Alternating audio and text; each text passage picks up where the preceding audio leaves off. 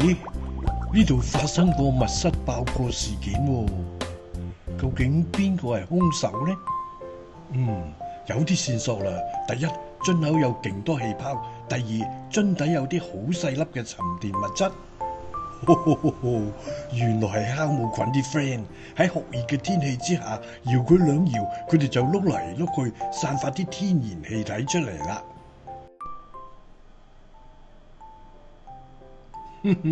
有證據啦，有證據啦！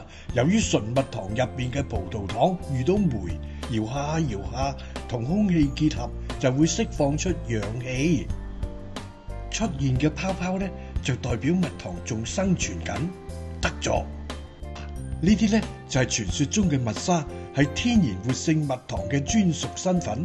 佢純度高啦，含水量低，抗菌能力爆晒燈啊！如果呢支蜜糖受過高溫嘅，嗰啲酵母菌一早死晒啦，點同我打招呼喎？所以下一次你聽到噗一聲，定啲嚟，唔使驚，唔係爆胎，亦都唔係壞咗，係個樽嘅內外溫度差異產生嘅啫。佢只係想同你講 ，Hello， 我係純蜜糖啊，純天然噶，真正嘅蜜糖係會呼吸嘅。